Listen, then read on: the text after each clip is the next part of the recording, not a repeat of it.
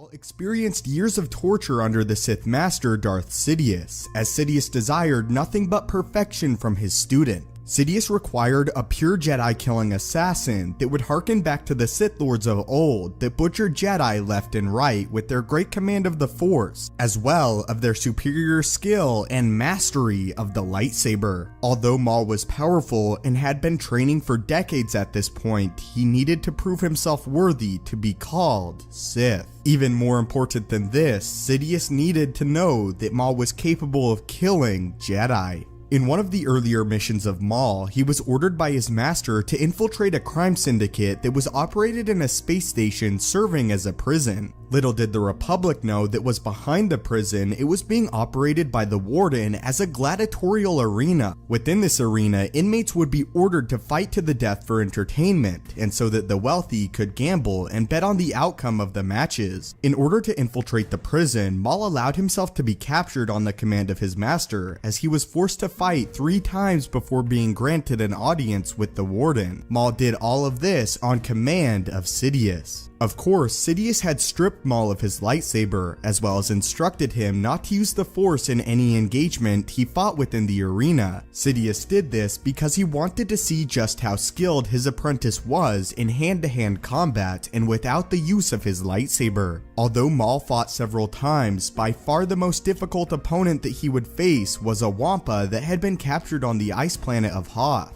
The Wampa had been brought to the prison with the intentions of having it be a main event match. Not only was this a fully grown Wampa, but the Warden had infected the creature with a virus that made it so the creature did not feel pain and allowed it to fight longer and more intense matches within the arena. At this point, not a single inmate had managed to even scratch the creature. In the openings of the match, the creature badly injured Maul and seemed to overpower the young Darkseid apprentice. However, after Maul tunes into the dark side of the Force, the fight takes a turn. This is exactly what followed, coming directly from the novel Maul Lockdown. Maul leapt upward, dodging the initial attack, but the creature's massive arm swung around as it passed, its claws raking his back, ripping through flesh to gouge deep into the muscle along his spine. Maul felt his breath sucked from his lungs, a cruel, hot spike. Pain took hold of that entire side of his body, settling deep inside his nerve endings. The Wampa's claw shot upward, slashing diagonally across Maul's face. The moment of clarity vanished in the hot rush of his own anger.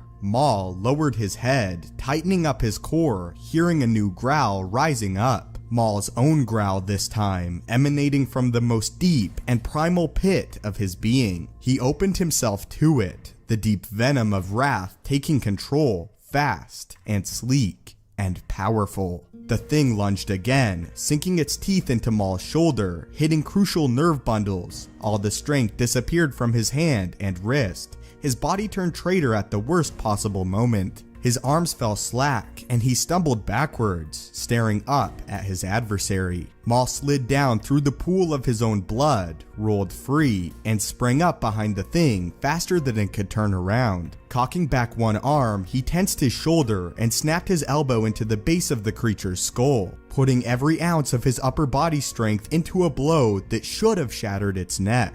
Nothing. It was like launching an elbow strike against solid stone covered with a layer of thick fur. He fell into a low crouch, letting the Wampa come at him again. Its next move would be its last. Maul sprang straight upward into it, driving his horned head into the thing's lower jaw, pulverizing its mandible and slamming needle-sharp bone fragments into the cranial vault. Maul could actually feel the joints shattering inside the Wampa's skull, and knew intuitively that he dealt it a killing blow. But when he looked up again, the thing was on its feet and advancing towards him, howling, keening, a blind colossus. The headbutt had left its face a caved-in mass of blood and exposed bone. Somewhere within the cauldron of his anger, Maul felt a wave of disbelief.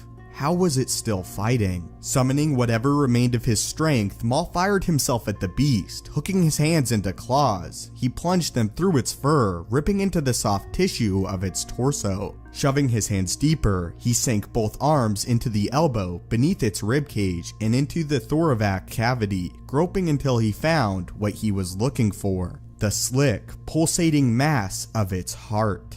Maul grabbed it, lacing his fingers together, and squeezed. The Wampa's heart burst between his fingers like a dense and fibrous flower. After a long, hard-fought battle, Maul finally destroyed the modified Wampa with his bare hands. But that is how Darth Maul not only fought, but butchered a Wampa within a gladiatorial arena, again only using his hands. But what are your thoughts on this, and have you ever read Maul Lockdown? This novel goes to illustrate just how ferocious and powerful Darth Maul was in hand-to-hand combat, perhaps the most skilled Force user we have ever seen in hand-to-hand combat. Leave your thoughts on this battle between Maul and the Wampa in the comments down below, as well as your thoughts on the character of Darth Maul entirely. Is he one of your favorite or least favorite Sith Lord? Thank you as always so much for watching.